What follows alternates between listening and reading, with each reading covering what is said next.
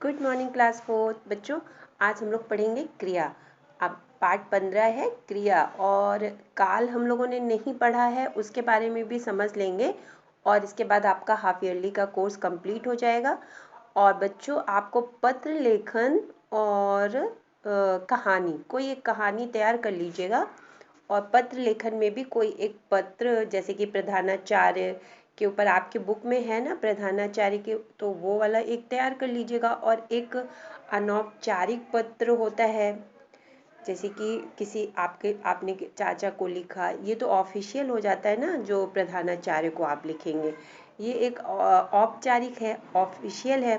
और फिर वो वाला जो आप अनौपचारिक लिखेंगे, वो चाचा को लिखा, जैसे आपने किसी रिश्तेदार को अपने लिखा, तो एक पत्र उसमें आपको तैयार करना है और एक प्रधानाचार्य वाला।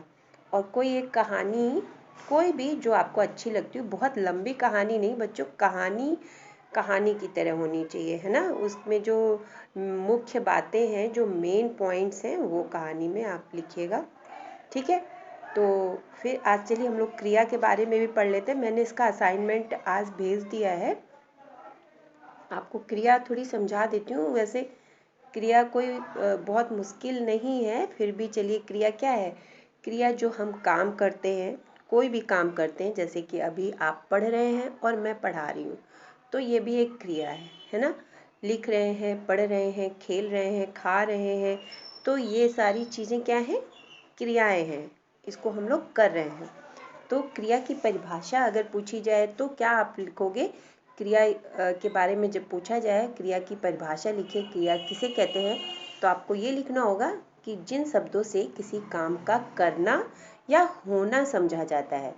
जैसे कि करना, आप कर रहे हो, और कभी कभी होता है ना कि कुछ क्रियाएं अपने आप होती हैं, जैसे कि बारिश हो रही है, कोई बच्चा सो रहा है, तो ये सब क्रियाएं जो हैं ये तो अपने आप हो रही हैं, इसमें कोई काम नहीं कर रहा है ना।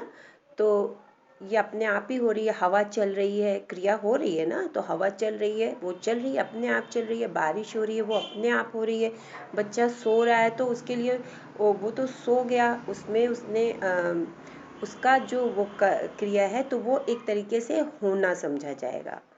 और कोई काम होता है जिसे हम लोग करते हैं, जैसे पढ़ने का काम, लिखने का काम, खेलने का, खाने का, घर साफ करने का, कुछ भी है, वो सब क्रिया है। तो आपको जब क्रिया की परिभाषा लिखनी होगी, तो जिन शब्दों से किसी काम का करना या होना समझा जाता है उसे क्रिया कहते हैं।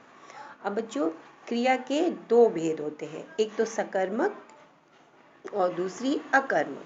सकर्मक में क्या होता है कि सकर्मक जो क्रिया होती है उसमें जो कर्ता जो काम करता है, उसका जो प्रभाव है वो कर्ता के ऊपर ना पड़ करके कर्म के ऊपर पड़ता है। जो सकर्मक क्रिया है उसमें कर्म होना जरूरी है। जैसे कि आपकी बुक में देखिए एक उदाहरण है ना, यहाँ पर सुहाना लेख लिखती है, तो सुहाना, कौन लेख लिख रहा है, सुहाना, और क्या लिख रही है, लेख। सुहाना हो गई कर्ता, और जो लेख है वो क्या है, कर्म है ना, लिखने की काम है, क्रिया। तो यहाँ पर सुहाना ने जो लिखने की क्रिया की, वो किसके ऊपर पड़ रहा है, लेख के ऊपर पड़ा ना, वो लेख लिख रही है, तो लेख जो है वो कर्म है, लेकिन लिखने का काम कौन कर रहा है, सुहाना कर रही है। तो यहाँ पे बच्चों ये जो करता है सुहाना, इसका जो वो है, वो उसका फल जो है वो किस पे पड़ रहा है, लेख के ऊपर, कर्म के ऊपर। तो यहाँ पे देखिए सकर्मक क्रिया में लिखा हुआ है कि यह वह क्रिया होती है जिसमें या तो कर्म होता है, कर्म जैसे कि लेख। अब दूसरे भी आप उदाहरण में देखिए, लड़के झूला झूलते हैं, तो यहाँ पे झूला, जो झूला है वो क्या है, कर्म है, या कर्म की संभावना होती है, अर्थात जिस क्रिया के व्यापार का संचालन तो कर्ता से हो, जैसे कि काम तो कर्ता करेगा, किंतु उसका जो फल या प्रभाव है किसी दूसरे व्यक्ति या वस्तु अथवा कर्म पर पड़े, वह सकर्मक क्रिया होती है। जैसे यहाँ पर सुहाना लेख लिखती है, और लड़के झूला झूलते हैं। झूला तो लड़के झूल रहे हैं, पर उसका जो कर्म है, कर्म उसका झूला है, उस पर उसका प्रभाव पड़ा है ना, झूला झूल रहे हैं। और बच्चों अकर्मक क्रिया में क्या होता है कि अकर्मक क्रिया में इसका जो फल है वो कर्ता के ऊपर ही पड़ता है। अकर्मक क्रिया में कोई कर्म नहीं होता है, ये कर्म, इसमें कर्म का अभाव पाया जाता है। सकर्मक क्रिया में कर्म होता है, जैसे कि लेख और झूला, ये कर्म हो गए। और अकर्मक क्रिया में क्या होता है कि इसमें कर्म नहीं होता है, हाँ, इसमें जो भी काम है वो सीधे सीधे कर्ता के ऊपर उसका फल पड़ता है। जैसे कि चिड़िया उड़ती है, इसमें है ना, चिड़िया उड़ती है, तो चिड़िया उड़ती है, इसमें उड़ती है क्रिया है और चिड़िया जो है करता है। तो जो क्रिया हुई है तो उसका फल किसके ऊपर पड़ा, चिड़िया के ऊपर पड़ा, तो ये अकर्मक क्रिया है, इसमें कहीं कर्म नहीं है।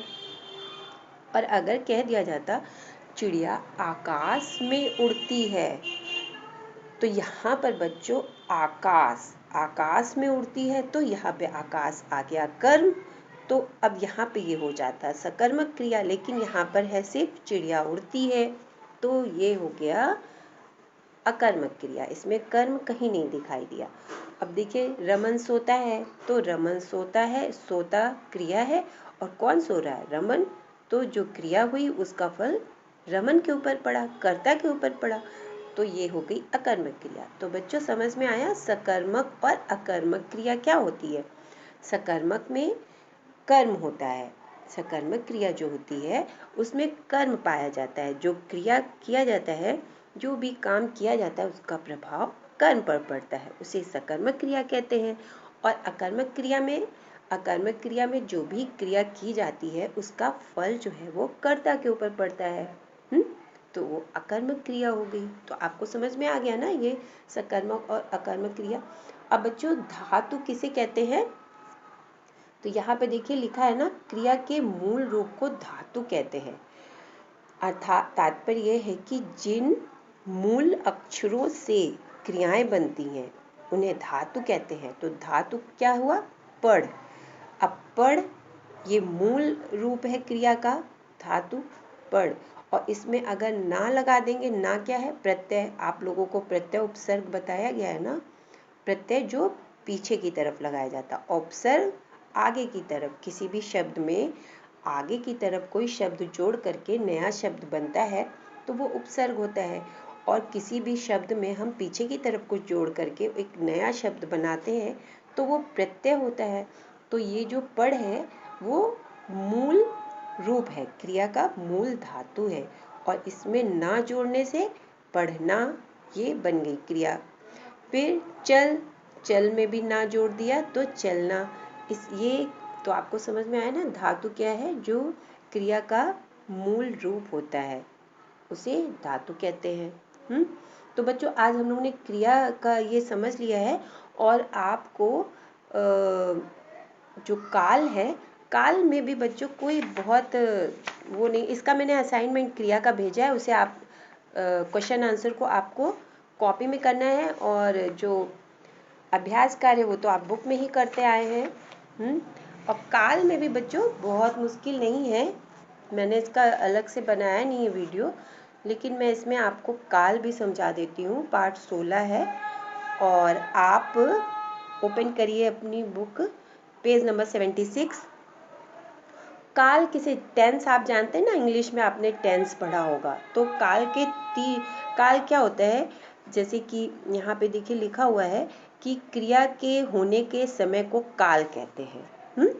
जैसे आप जो भी काम कर रहे हैं किस समय कर रहे हैं, इसमें समय का महत्व होता है, तो जो भी आप काम कर रहे हैं वो किस समय कर रहे हैं, इसको काल कहते हैं। तो क्रिया होने के समय को काल कहते हैं। जैसे कि अभी हम लोग पढ़ रहे हैं, तो ये कौन सा काल हो गया, वर्तमान काल, अभी हम लोग पढ़ रहे हैं।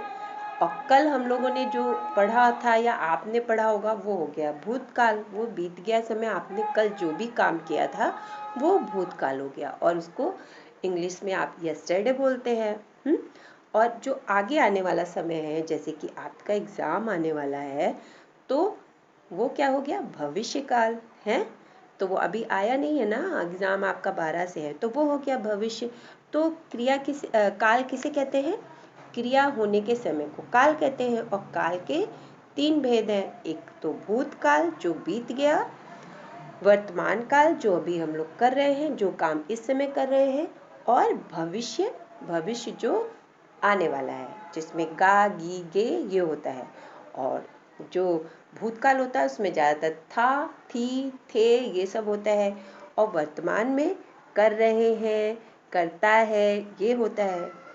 ता ती ते, रहे हैं, रहा है, ये सब आता है।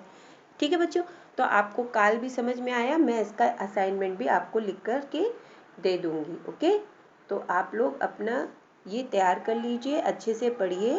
ओके।